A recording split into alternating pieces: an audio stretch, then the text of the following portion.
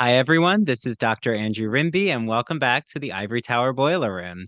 I'm always happy to have a musical theater, especially conversation. And if you are a theater fan, you're going to absolutely love the following guest. I am joined with Ryan Donovan, who is Assistant Professor of Theater Studies at Duke University.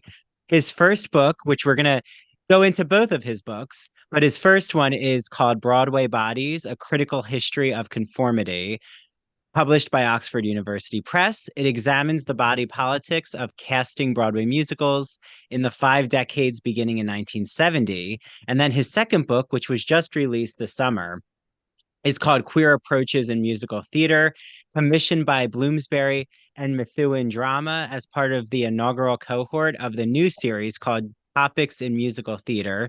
And he also co-edited the recent collection of the Routledge Companion to Musical Theater. He's appeared on NPR's The Takeaway, WNYC Morning Edition, several podcasts, including this one now. He can add the Ivory Tower Boiler Room to his resume. And he's been in the pages of the LA Times and Teen Vogue. So, hello, Ryan. Welcome to the Ivory Tower Boiler Room. Hi, thank you. Oh, we've got my dog saying hi too. Yeah, I love that. We have a dog co host here. Yes. Um, so, you were telling me before I hit record that you're visiting New York City right now, even though, you're at Duke, but you can go easily back and forth from North Carolina to New York City. I was curious how your journey to Manhattan began. Like, why were you so drawn to the city? I was always drawn to New York from a really early age. And on the one hand, I can say, yes, it was Broadway that did that. And on the other, it was really just the city itself. I always wanted to be here. And my my stepmom tells this story that when I was like 16, we came to New York, and I grew up in a small town in Maryland, and yet I knew my way around New York City better than any of the adults we were with. And I'm, shepherding them around Manhattan and telling them, you guys wait in the hotel room. I'm going to go to the stage door and get Betty Buckley's autograph. So, uh, yeah, I just was always drawn to New York. And, growing up about 4 hours away from the city meant that it was, quasi accessible to me. So it's, just been the kind of center of my adult life uh, on purpose. I mean, I built it that way. Were you seeing Betty Buckley in Sunset Boulevard? I unfortunately, no, I did not. But that's when she was in it, and I, got her to sign a CD booklet or something. I did, Oh, I did try to see her in it, but another time her understudy was on because she was out for some reason. So um, I didn't get to see any of the great ladies in that part. But I do really want to get to London to see the current revival by Jamie Lloyd starring Nicole Scherzinger. yeah, I definitely hope it comes to Broadway. I think it will.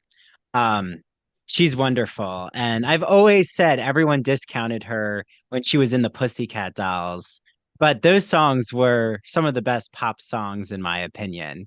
Um, you could be flirty and own your body and also be an incredible talent. I mean, I Yeah. think that's how people make it in the pop world. They have to have organic talent for the most part. Um, so Okay, so you're in New York City, you're in the 90s. Betty Buckley first, I message her, Ryan, and she knows our podcast because I've Oh, had many Carrie musical conversations oh here. yeah, yeah. So Betty is the loveliest. She's gonna be so happy that she'll be like, "Oh, I maybe remember this, young guy who I signed his musical booklet." Yeah. I doubt it, but uh I'm a big fan of hers, so Well, so I am curious. You told me that you were training to be a dancer. Like what kind of dancer? Ballet, uh, modern? I mean, I studied all different forms, mostly ballet and jazz and modern and a little bit of tap, but I dabbled in lots of other things as a young student, and I left my hometown in Chesapeake Beach, Maryland, and went to um, to study dance in college. And I did that at a couple of different conservatories. I just never really found the right place. And so after my sophomore year, I said, I'm just going to move to New York and figure it out. And that's what I did. And then I I was, like a lot of young kids who are fresh to New York, I started taking classes at Steps and Broadway Dance Center. And um, through that and through other connections, I found a couple really great ballet teachers, and then I just devoted myself to that. Even though I was never going to be a ballet dancer, it was too late for me, and I started dancing too late, and uh, it just wasn't in the cards with my body and everything. But I knew that ballet is the foundation of jazz dance, and so one of the foundations of jazz dance, and so I just needed to stay true to that. And so, I'd go to ballet class 5 days a week. Sometimes I'd throw in a jazz class, and then I was just auditioning and failing and failing and failing at auditioning until I started to fail better and figure out how to do that, because that's a completely different skill than performing. And that was my journey for a long time. Just getting up, going to auditions, going to class, waiting tables, doing odd jobs. I did all of those stereotypical things that young performers do while they're trying to make it. And were you also doing acting and vocal lessons at this? Like, were you a triple threat? Uh, I tried to be. I was taking voice lessons, and I had a brief stint in San Francisco, and I studied acting out there at American Conservatory Theater. And I started doing shows during the time I lived out there, and then came back to New York and started booking jobs here, doing regional gigs, and got into the union. And so things are going along okay. I'm booking some good jobs, working at good theaters, and then um, the, in your late 20s, age 30 starts to loom large, especially as a dancer, where you have a limited shelf life. And so as that started approaching, I really started to think, well, what else can I do with my life that is something that I'm really passionate about? And so I actually thought I was going to become a social worker. And at the time, I was volunteering as a helpline counselor at the Trevor Project, and I loved it. And you just have this immediate impact on one person's life in a really profound way, and that was really meaningful to me. And so I was deciding, do I want to get a PhD in theater, or do I want to go get an MSW? And I was reading all of these articles that were true, saying don't get a PhD in the humanities, it's very hard to get a job, and that's only, I think, more true now than it was in 2010. And so I applied to social work school, and they all basically said, you don't have enough experience, come back later. And so then I thought, well, actually, what I really want to do is do the PhD in theater. And so that's what I did. And luckily, I got into my first choice program, which was the CUNY Graduate Centers program. And so I started that in 2011 and finished in 2019, and graduated kind of right into the pandemic. And but I was very persistent about still working as if I was on the tenure track somewhere. So I spent that COVID year grateful that I had a contract to turn my dissertation into a book. And so that got me out of bed every day and was helped me stay sane and focused at such an otherwise terrible time. So and along alongside that time, there became a job, a 1 year position open at Duke, and a mentor of mine said, "Oh, well, your job is just to apply for that. Whether you think you want to go to North Carolina or not, just apply for that job." And I did, not thinking that I would even get an interview, just because that was kind of my experience on the job market in the US. And um, then I got an interview over Zoom, and then a couple of days later, they offered me the job. And then once I'm there, I was very fortunate to have my position converted to full time during my first semester. So, I feel like I have one of those um, success stories in academia, but it came about, with a lot of persistence and then just showing up and, saying yes.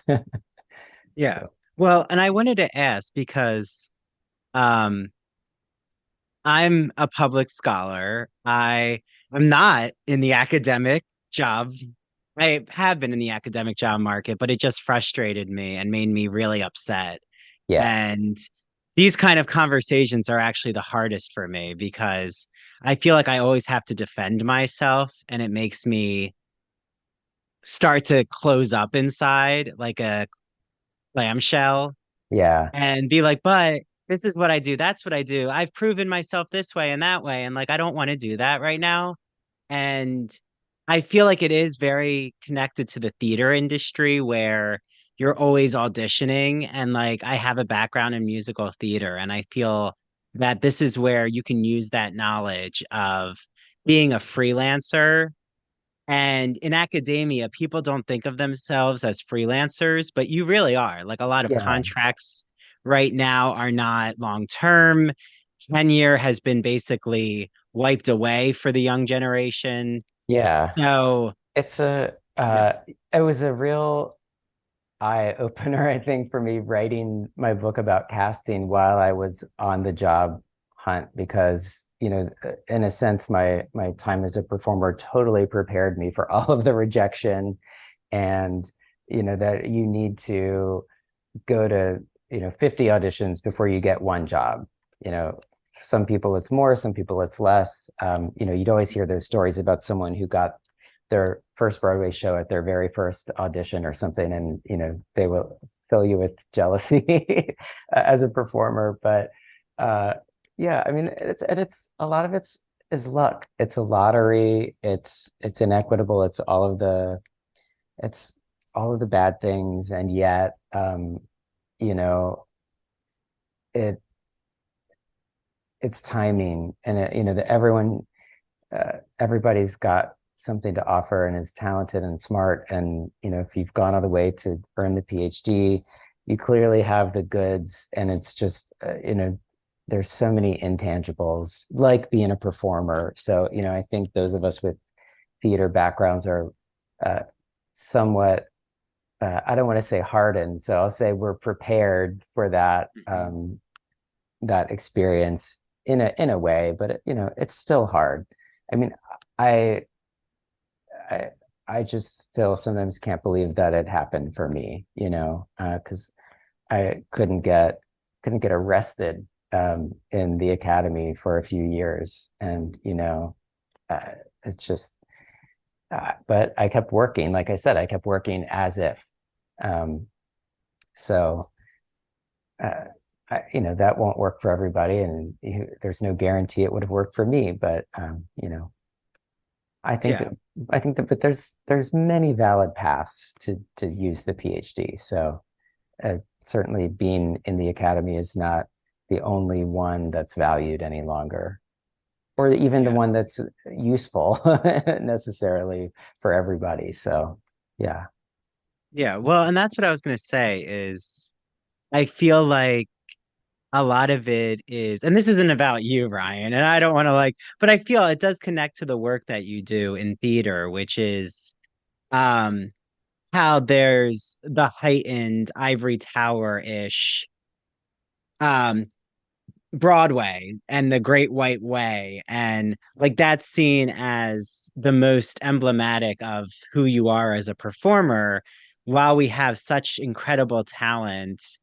off Broadway in Greenwich Village or the East Sure. Village or in regional theater. Like I had Stacy Wolf here on the show, and she's wonderful and Yeah. talked. Her whole work is about looking outside of Broadway and regional theaters. Hmm. And I feel that way with academia. Like, why does it matter if you're at such and such institution teaching? It's almost like having a designer handbag. Like, okay, so what? Who are you? What's your Yeah. authenticity? What do you bring? Like, you're not hiding. You can't hide behind the facade of a school. And Right. I mean, that's my own view is I think sometimes people see each other's value in materialistic terms and labels instead of actually the work and the effort and the ambition. And, my whole feeling was, well, I have clients and I'm an entrepreneur and I like my own schedule. And why not create a small business out of this right Brilliant. now? Brilliant. I think that's great. But like not everyone, I'm not recommending everyone Not needs to be an entrepreneur because that's very tough. Well, not everyone is willing to take that risk either, or has the skills to make that happen. So, if you can, I think that's rare and, that's worth celebrating. Yeah, well, and I feel like it's a way to like us being an academic, I'm so glad you said it, is not tied to a university. Being an academic is an ethos that we carry in whatever institution and work that we do every day. And I think what I love in your work is you're bringing so much to the public. And I was curious, like we had mentioned in passing Betty Buckley, but I do wonder because you are writing so much about critiquing, right? You're not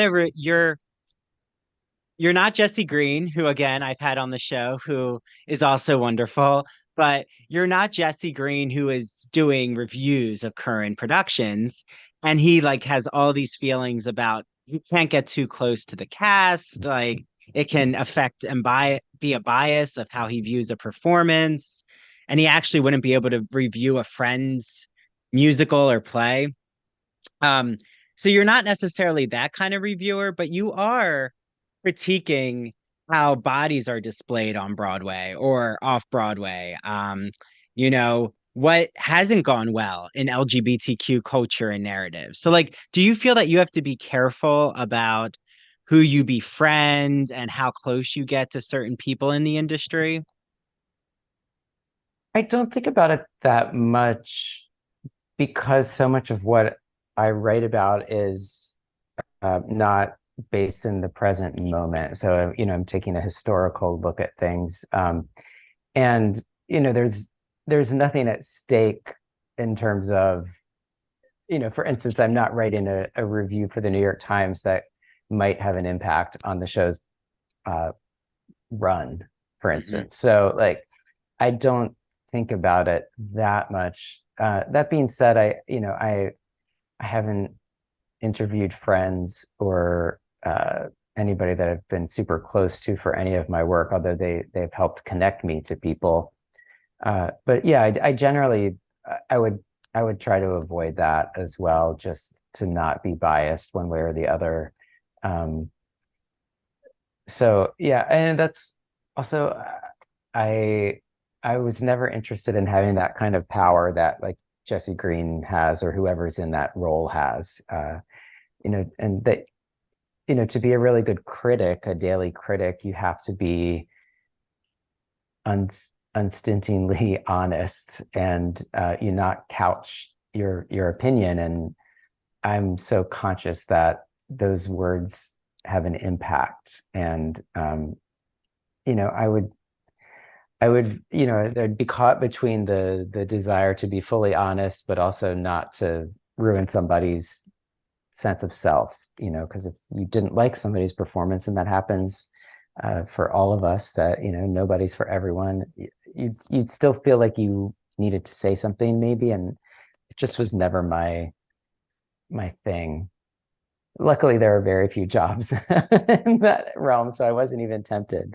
But Um, yeah, and also because I was in theater, to review a show that someone you know or had worked with was part of is kind of fraught. I mean, as an academic now, uh, I don't even like to review books by people that I know more than having, met in passing. I don't want to review a book of a colleague who's also a friend. I'd rather it be a colleague who's, an acquaintance at best. Yeah.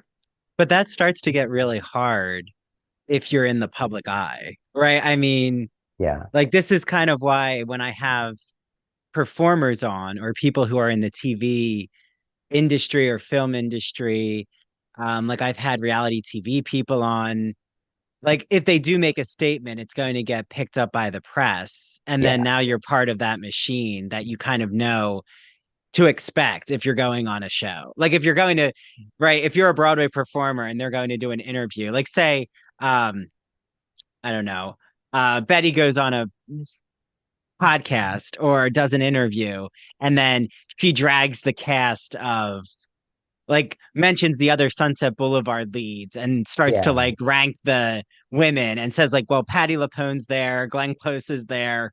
That's going to cause a firestorm. So, I feel, how do you feel when even Broadway bodies, because I know it did make such, it caused a ripple in the industry. I mean, like just seeing the reviews of your book, how did you feel it was received? Like, did the industry itself feel the need to comment and defend itself? Interestingly, I haven't heard anything, I haven't heard any kind of pushback from people within the industry. And Hmm. the response from performers has been pretty uniformly positive because I will say part of the reason that I wrote the book was that there are things that we as performers know, for instance, that we're judged on how our bodies look, sound, and move when we enter the audition room, and that a lot of that is openly discriminatory. And so it was important for me to make that part of the historical record. Now, the only kind of challenging responses that I've gotten to the book, I actually think have been fantastic because there have been two instances where I think, um, this is a little bit of an assumption on my part, but I think I may be correct, that the two, well, let me not even make an assumption. The only two people who, said anything negative so far to me about the book and in writing were both white men, and they both said that it was too activist. And at first I thought, well, I don't even consider it activist necessarily, although I do at the end of the book write about some activists and advocates. But I actually really think, I think they meant that as a critique, but I actually take that as a really great compliment because it means that the ideas in the book challenged them and Hmm. that it hit a nerve. So I can imagine that that is true for other readers who didn't feel the need to tag me on Twitter or show up in my inbox. But I'm grateful for them because I thought, oh, well, this worked. Like that there was something in there that you disagreed with, and that's fabulous. Like that's a great response. So um, I'm grateful for those men that said I was too activist. But to talk to the performers who have read the book, I think I get the sense that uh, people feel very seen by what I wrote about, and so that was also important to me too, and that's why I dedicated the book to. I think I said something like to anyone who has ever been told they were too fat, too disabled, too gay, too black, too much or not enough in some other way to be in a musical, that this book is for them. And so, that's really what kept me going through the writing of it was that, every now and then I'd hear from a stranger who would say, "Hey, I heard you're writing this book and I can't wait for it to come out." And that's that was it's it's lovely, to Hmm. get those kind of messages rather than the normal kind of question, which is when is that going to be finished? Or, how's the writing going? Yeah. Writing's just, I love it, but it's very slow and methodical, and it doesn't happen overnight. Yes. Well, and I love that you start with a chorus line because you have this whole argument in your book that for a musical that's supposed to be about the individuation of each character, right? Yeah. Like Cassie has her music in the mirror number. Um, she like thought she could make it in Hollywood and then doesn't.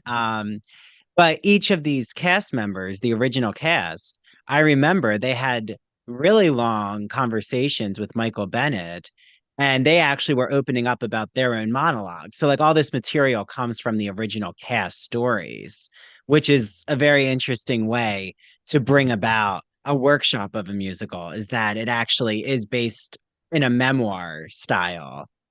But you say, even though they're so individualistic stories, the whole cast bodies can form together. Like you can't really tell them apart. And I thought that was interesting because, right, you're not though saying, you know, you're someone could critique you and say, well, the bodies might look similar, but you still have different races. Like for the time in the 70s, it is groundbreaking. You have queerness represented, you have single mothers, you have different ages, like Sheila in at the ballet. So, how do you balance all of that? Like, can you have a musical that, yes, the bodies conform with one another, but you're not necessarily saying the content and the narrative is homogenous? Right. Well, and the sense of my argument about a chorus line is about the um the homogeneous casting after the original cast is, I think, holds, because I'm not necessarily saying that like the entire cast is homogeneous, but that when they went to replace them, which is a great problem to have because the show is such a hit. I think at one point there were six companies playing around the world at the same time, Wow. and it ran on Broadway for 15 years, and it was groundbreaking in all of the ways that you've described for its representation of queerness, for its not even just its representation, but the fact that the the three gay male characters are full humans. They're not only there for comic relief. It touches on questions of disability, on sizeism, um, all the everything else that I wanted to write about is right there in this show. And this was the one I did talk to Bjork Lee for the book, who was the original Connie in a chorus line, and then has staged every major production around the world pretty much since 1975. And it was just such a highlight of the entire experience to get to talk to her, even though out of all the people I interviewed, I suspect she would probably disagree with my argument about the show. Um, One of the things I found in doing research about A Chorus Line was that it was this family environment throughout its run. And as with any family, there are disagreements, and a lot of people who worked on it felt that it became a factory, and there was a cookie cutter aspect to that. And a lot of people disagreed with that. So, I think that was interesting to think about, and to know that some of the performers in it experienced it as a kind of factory.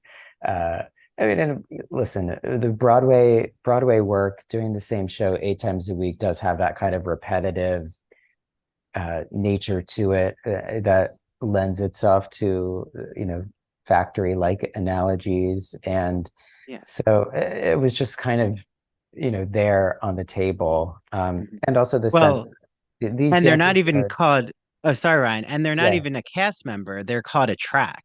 right, yeah, and that they're interchangeable. I Hmm. mean, a chorus line kind of invited that because uh, when it was clear that it was such a hit, Michael Bennett started to rehearse three companies at once. One to take over on Broadway, one that would go to London, and then one that was going to open the show in LA and then go on tour around the country. And then they came up with the idea that there should be these kind of, I'm just going to call them like super swings who could just, be flown into any company that needed somebody. And that's a practice that still happens today. I mean, there are, there are performers out there that know a lot of tracks in Hamilton and can just be flown in at the last minute if Alexander Hamilton is out in Mhm. San Francisco, they can fly in the guy from New York or wherever. And so a chorus line inaugurated a lot of these labor practices, including the idea of developing a musical through a workshop. Yeah. So, Well, and like the track, so I know there was horror stories from Les Miserables and like how um like last minute people, like you said, would be flown in, or the Phantom of the Opera has a lot of these stories. And I even know that Wicked had such. I had Gregory Maguire here, and we talked a lot about how his novel got adapted. And he said it was so tense, the creative team, but like, look, they made it on the other side. And I just heard Laura Bell Bundy. She was, well, as you know, probably, she was the original understudy for Glinda.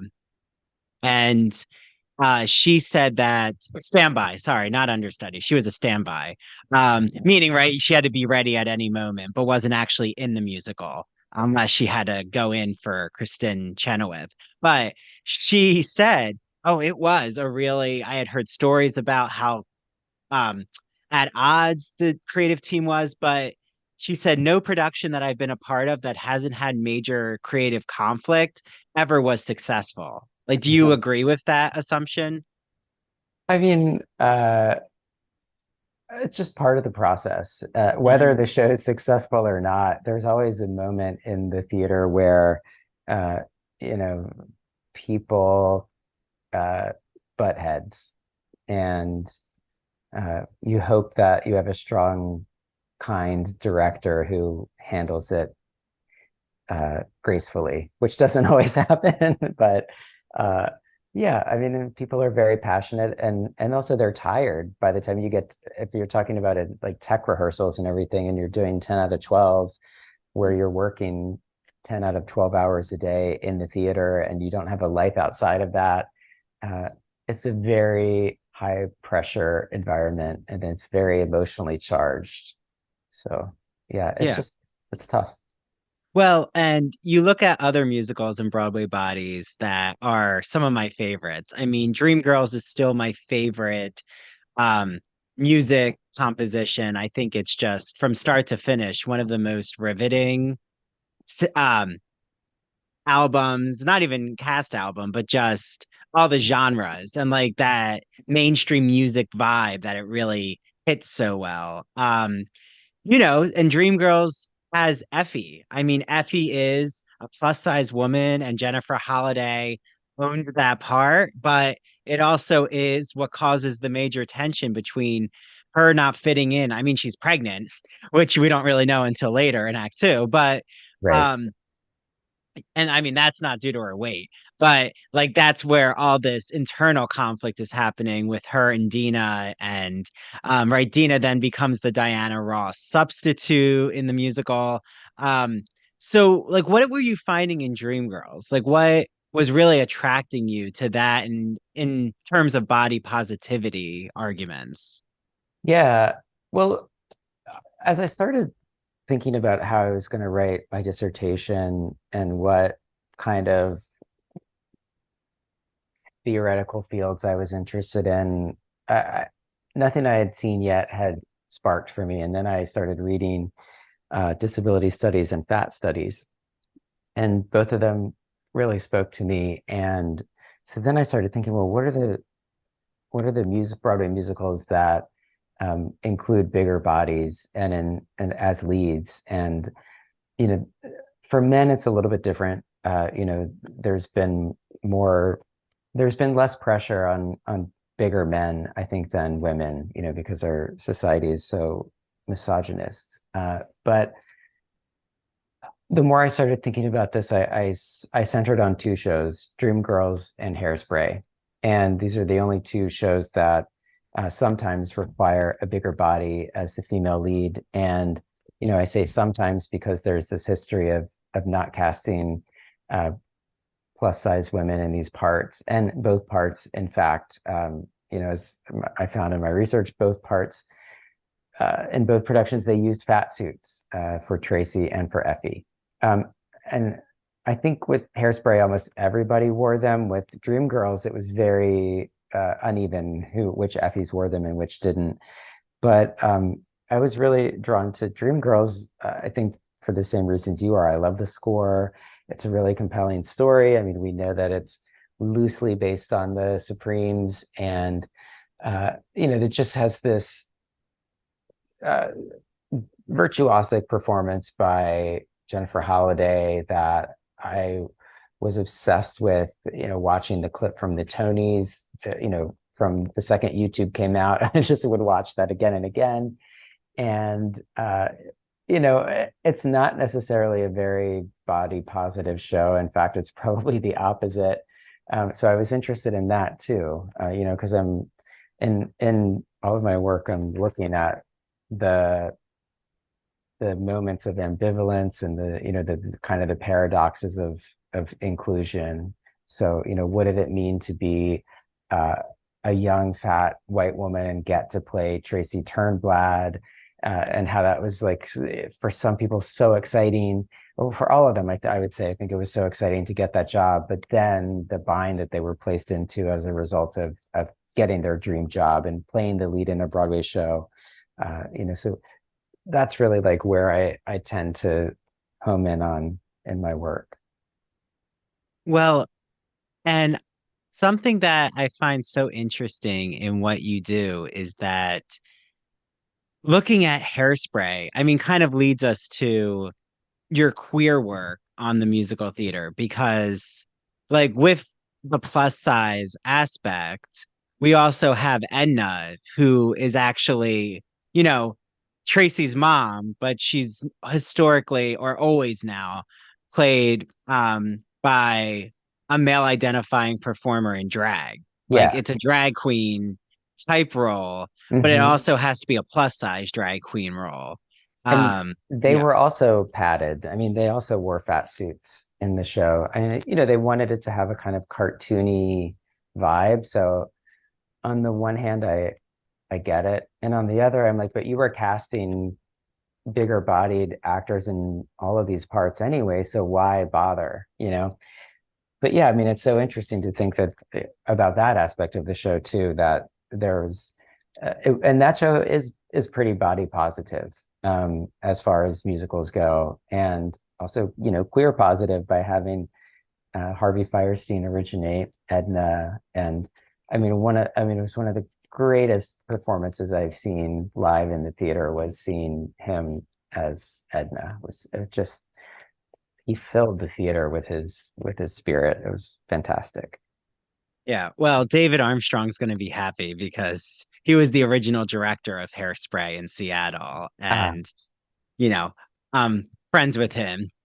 So David's, gonna love your assessment of. But you're right; it really is such a powerful message. But again, like you're saying, it's not that you're using when you're a musical theater or a theater critic, just like any critic, you have to use certain case studies and use them as a lens, right? yeah, It's not like you're not putting out these musicals as a ranking of your worst musicals. Like that's a different study. Actually, I don't even no. know. That really wouldn't be a study. That would just be a BuzzFeed article. Well, I think maybe to your earlier question about, whether how I choose what to write about and if it when I know someone involved or not.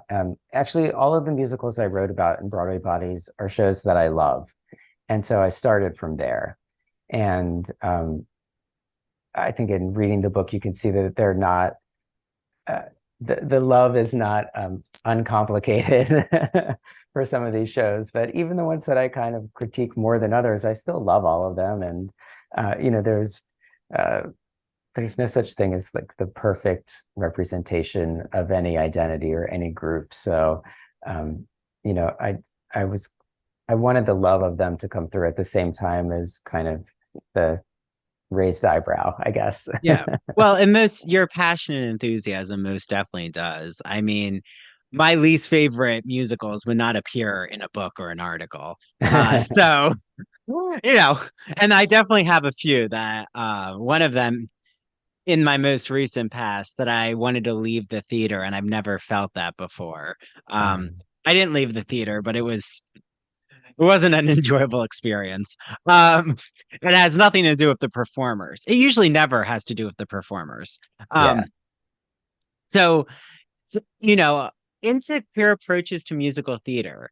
I mean, it's almost this bridge that you create, and I'm sure this was on purpose from Broadway bodies to queer approaches to musical theater, which is you have this bridge with La Cage aux Folles, which is a musical that has such a powerful, you know, gay male couple, the same source material for the Birdcage that everyone loves with Robin Williams and Nathan Lane.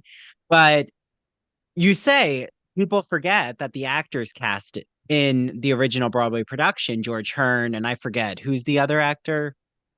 It's George Hearn and um, oh No, gosh, see, this I'm happens totally anytime I blanking try on to, his name. anytime we have to like figure out that one name. It's okay. It'll come to us. Yeah, But Gene uh, Barry. It's Gene Barry, who was thank you. a TV star in the 80s, Okay. or So- 70s, 80s.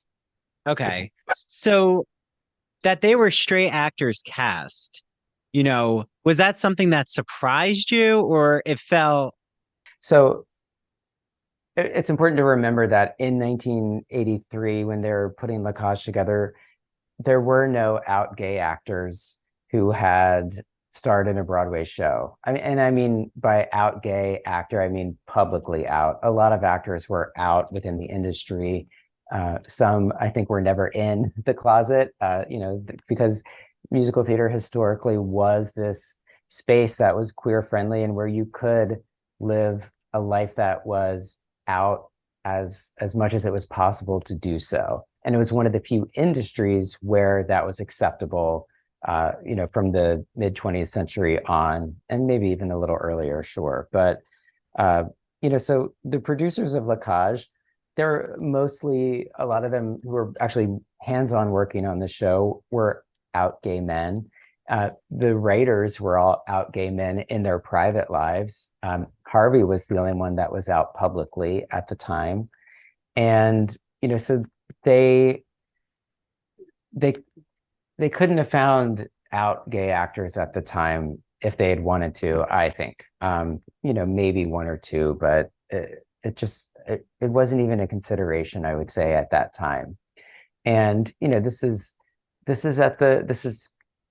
1983, so you know we know that AIDS is happening, but it's we're not yet at the stage where it's a mass death event like it's going to become by the late 80s, early 90s. The last bit of gay liberation is still the driving force of queer politics at the time. And all of that, comes into the fact that this show was still very groundbreaking, even though it did cast two straight actors um, to play these gay men. So yeah, and then what I think was really fascinating was that once times had changed and we're in the 2010s and they're reviving the show, when they did cast the show, the first Broadway revival, it had two gay men playing the leading characters, and there was nothing in the press about that. Versus the original production, it was, oh, aren't these two guys so brave for playing these big, drag queens and the drag queen's husband, and oh, they're so fantastic, and it's so hard to play a gay character, and they do it so believably, blah blah blah. Well, then again, in the second revival on Broadway, which starred Douglas Hodge and Kelsey Grammer, two straight men, two openly straight men, they again got a lot of press for for their performances, and that, oh, they're willing to play these gay men. And of course, like, playing gay has always been such such bait for awards shows, and the Emmys, the Oscars, the Tony. So of course they want to play these gay parts because they're great roles. But that's what I think was more surprising to me, that when it was more socially acceptable to be gay, and we had less legal discrimination than before, um, that these productions sought to distance themselves from it, even still, in the last decade. So that was what was more surprising to me than the fact that in 1983 they cast these two straight guys as the parts. Well, and it's so interesting because Jerry Herman, who wrote the music, and I think music and lyrics, but I Yeah, okay, because he also did Hello Dolly, among many others. But that Jerry Herman writes this huge coming out of the closet anthem of I am what I am, a la I'm coming out by Diana Ross. Like it has that same 1980s energy. Um, and like you said, AIDS is, about to really take hold of the Broadway community, the artistic community in New York City. yeah, And at the same time, Cheryl Lee Ralph is on in Dreamgirls, and what is she doing? She's one of the only actresses. She's opened up about this. I'm sure you know Ryan, who actually talks about AIDS patients yeah, and the Broadway community. And she actually was really warned by her publicist to stop talking. And she said, I'm not listening to you. And that's why I really respect Cheryl Lee Ralph. I think she's been incredible. yeah. Um, so like, how though did like La Caja fall on the creative team, even though you do have two straight actors, because of I Am What I Am and the content of the musical, do you feel like though it did really show the like queer culture? It showed support and solidarity for what was going on with AIDS. Like even it surpassed who they cast as the lead actors. Absolutely. I mean, the and that song took on a life of its own, and was recorded by everyone from Gloria Gaynor to Shirley Bassey, gay divas, and Hmm.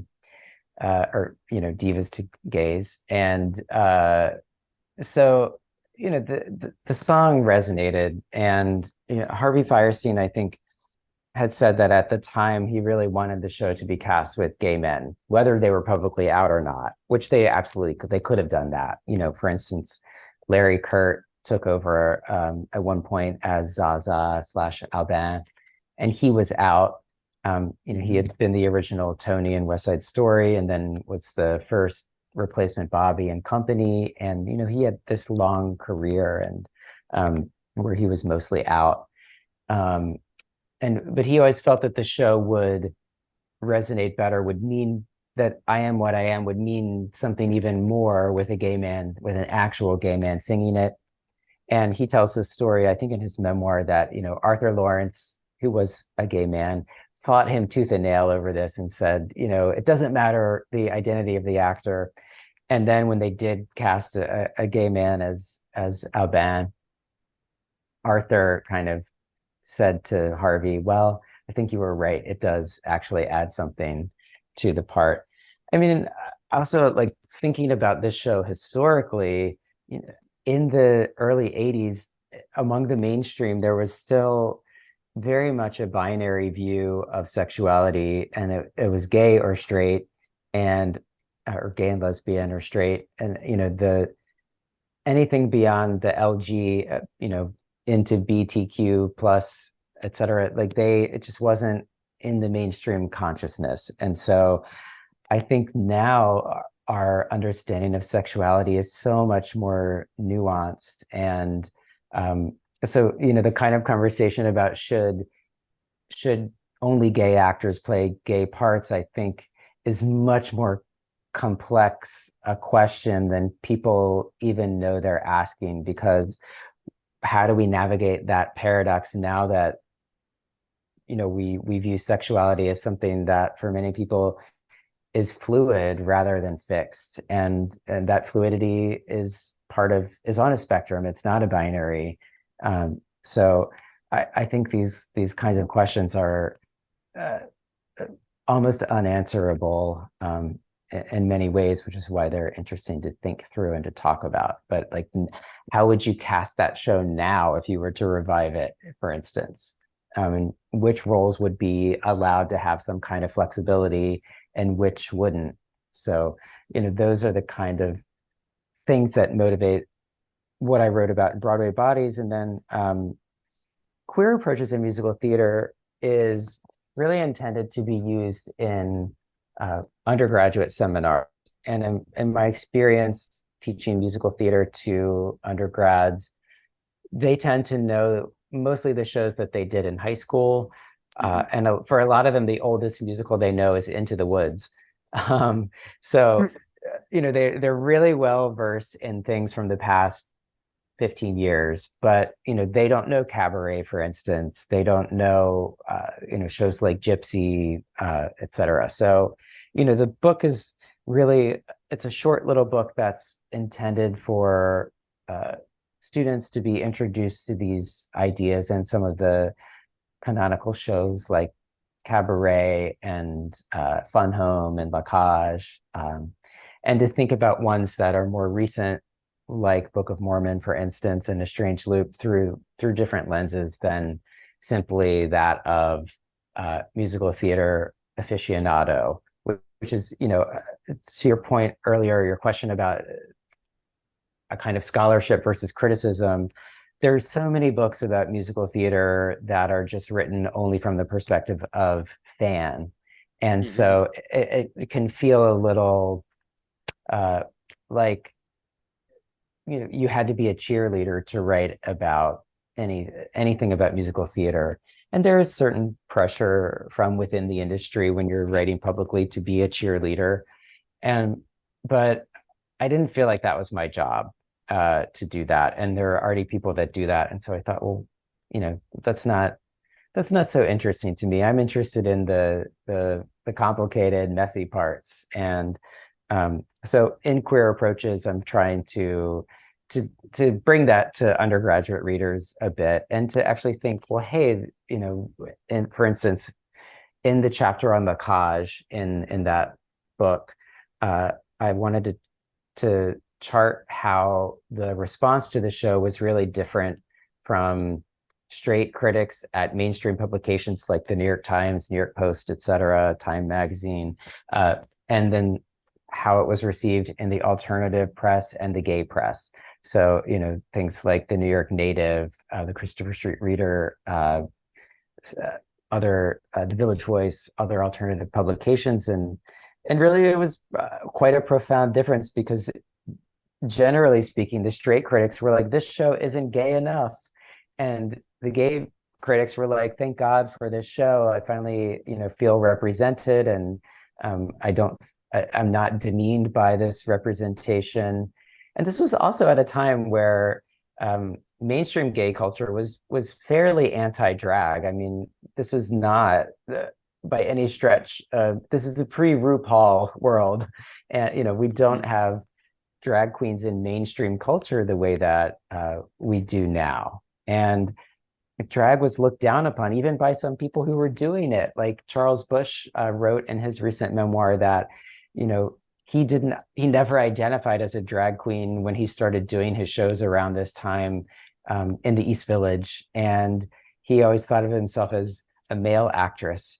And, he realizes later in his life that he said, what an honor to have been included among drag queens as one of them. And he, regrets feeling the way he felt. But drag was not socially acceptable in the way that it is now. It certainly wasn't. It was so far in context that it's almost how far we've come. It's unimaginable almost, for someone in 1983 to, if they could see into the future and see how ubiquitous drag is now, I don't think they'd believe it, among many other things that they wouldn't believe. But the show it's radical in that sense too, that it, and also like a chorus line, it's talk about humanizing someone whose identity is stigmatized. La Cage did that 10 times over.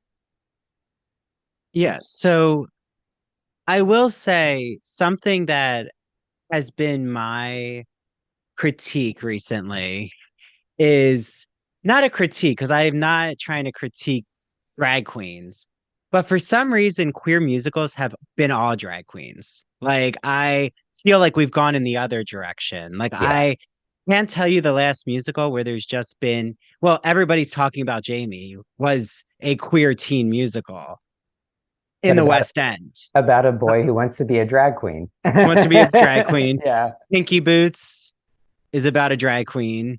Um, Some Like It Hot. It's a non-binary, performer, but it's still about drag. sure. And I'm just curious, is that because these are translatable to straight audiences and they can't handle even Rent has a drag queen? Like, is it because of the spectacle and we can't have nuanced LGBTQ characters like Angels in America isn't about drag. It's about all of these different intersections. And I feel like the plays, The Inheritance, I saw The Inheritance and that was incredible. Um, but I feel drama has a different way of being presented in narratives than musical theater does right now. Yeah, and I think two things come to mind. The first is that drag is so appealing, A, because it is palatable to mainstream audiences. B, it makes them feel comfortable with homosexuality or queerness, writ large. And then C, it's theatrical. It adds another layer of performance and theater to any show. So I think there's that.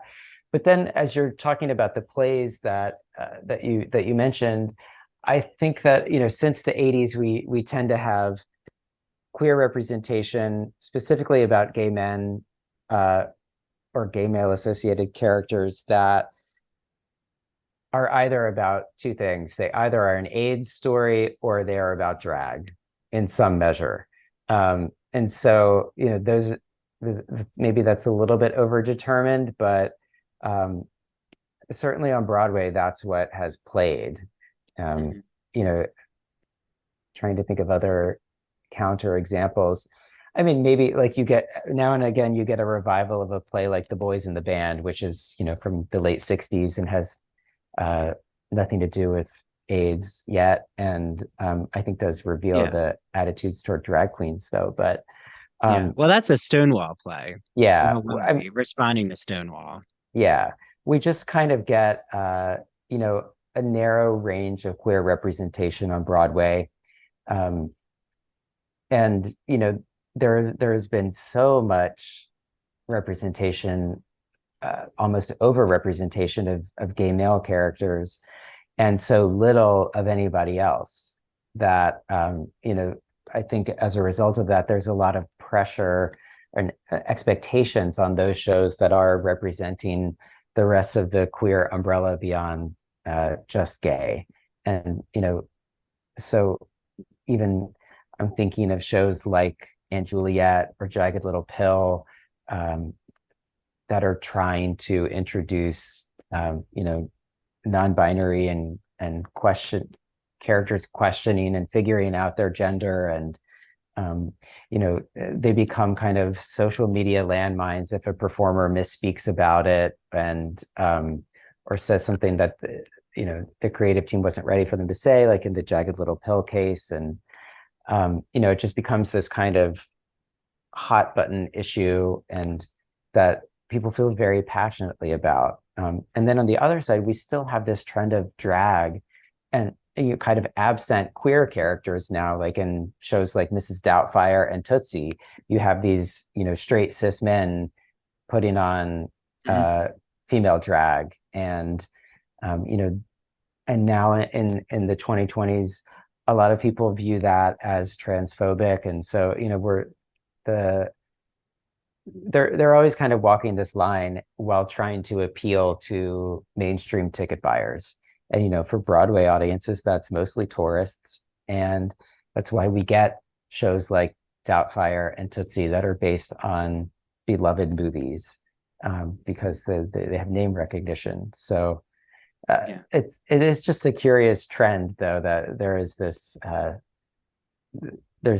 spate of musicals that are drawn to that trope, whether in terms of queerness or not. I mean, Harvey Fierstein has publicly said he didn't write any gay characters in kinky boots, and not even Lola.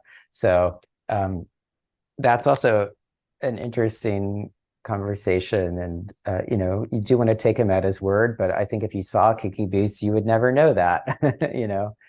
Yeah. Um, I also feel like they're missing out a lot right now on Broadway of like doing gender reversals of iconic musicals. Like I've always thought I saw Sutton Foster's going to do Once Upon a Mattress, but I really wish there was a gay love story of Once Upon a Mattress. Like I don't know why they didn't cast a male comedian to do it and like have Dauntless fall in love with the princess who's a prince. Like yeah, just because I think some musicals you can take chances like that, or even, but they do I think they're starting to try to do that with even Hadestown, right? Lilias White took over, yeah, um, from Andre Shields. So, like, there are some roles where you can almost Tempest style or like Shakespearean ways of doing a gender reversal. yeah. Um, yeah. So, like, I do want to ask you though, is there, as we're nearing our end, is there anything on your radar, like in terms of queer representation?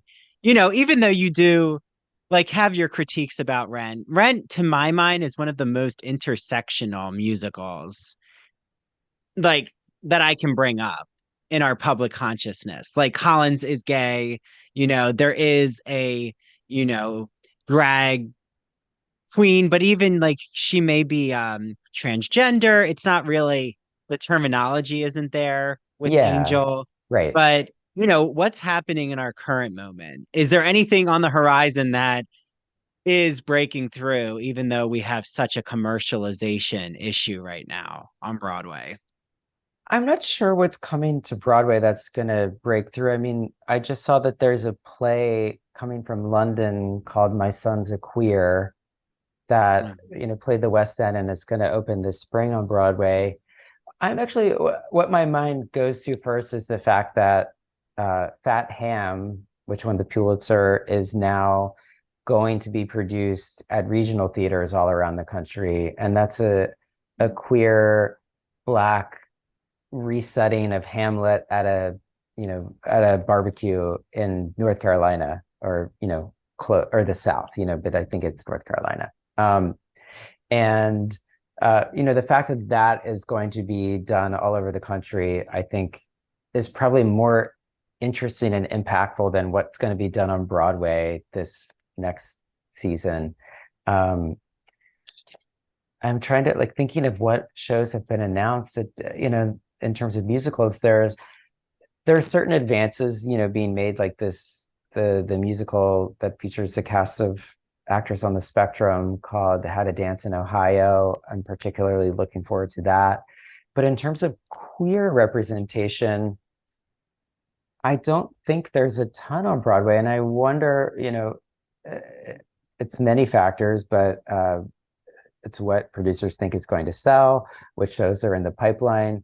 But I think the failure of a show like Some Like It Hot to run longer than it will by the time it closes in the winter is hopefully not a bellwether for what's going to happen, because there is this fear that if the shows that are inclusive of multiple kinds of queerness, not just the typical gay man or the drag queen, but in this show, which features Jay Harrison as Daphne, I believe is the character's name, the non-binary character in that.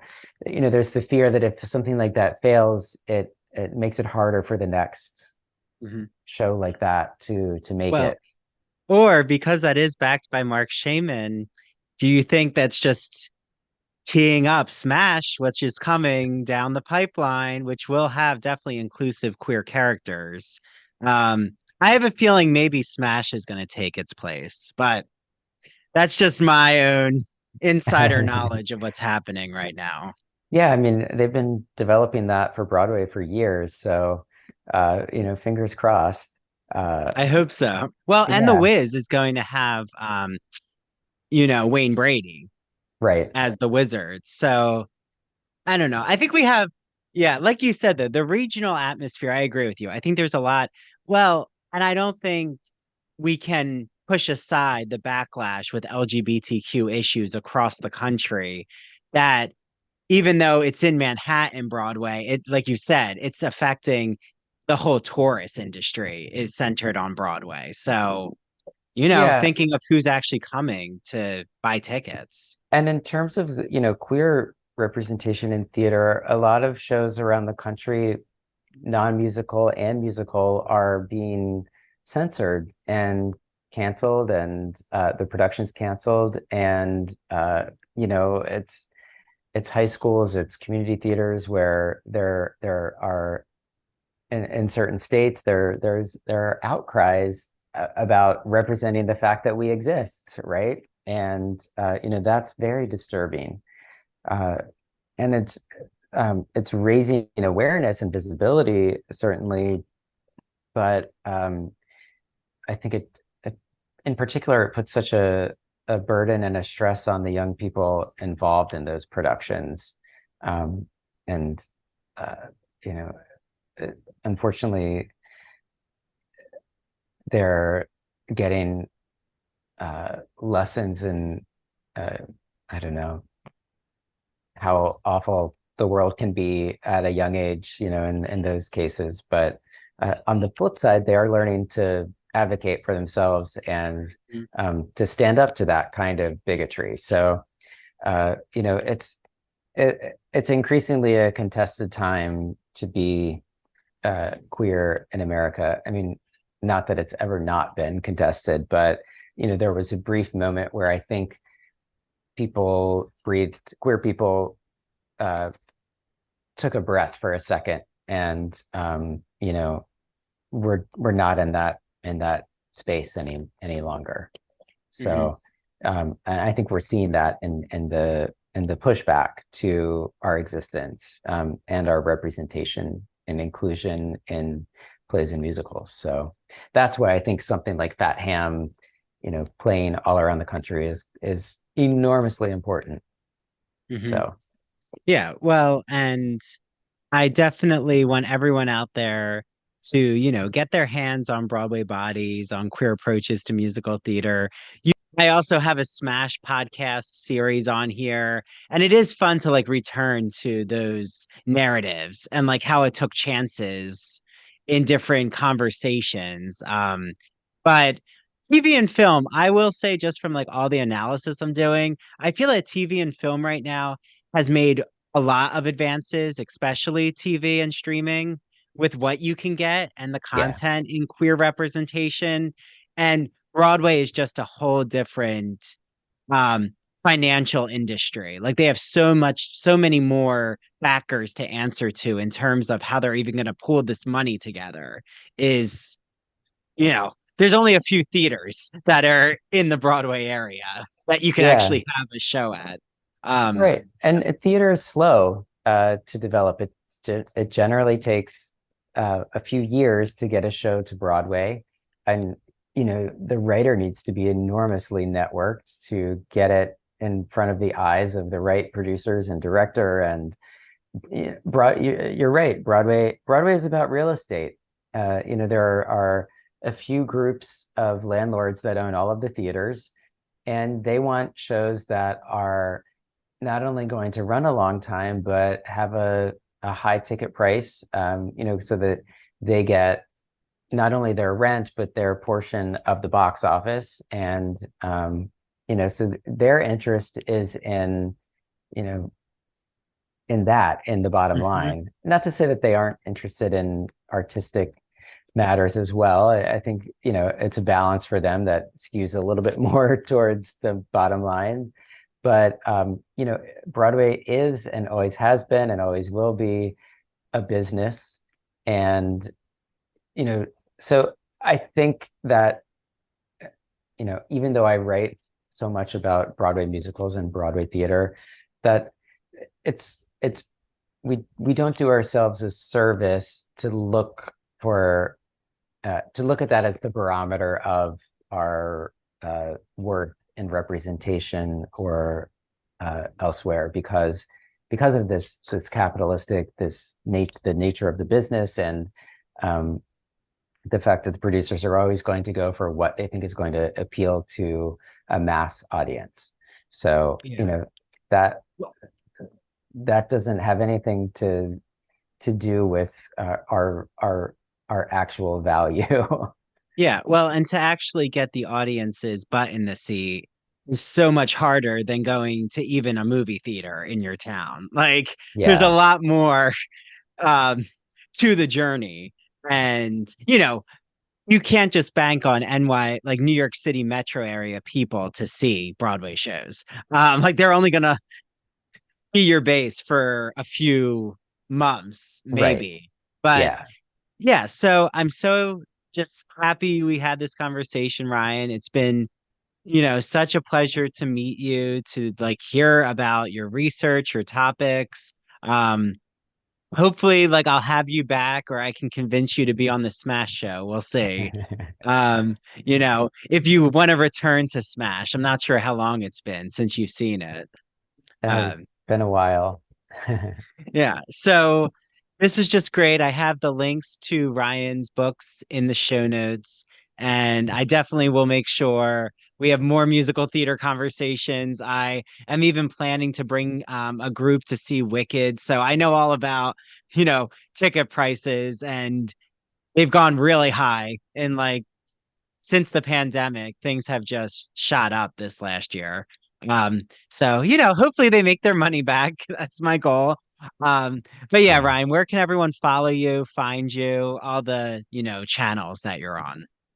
Uh, well, I kind of weaned myself off of Twitter, and so now I'm on Blue Sky, and I don't know, I'm questioning my own relationship to all of the social media. So the best place to find me is on my website, which is just ryan-donovan.com.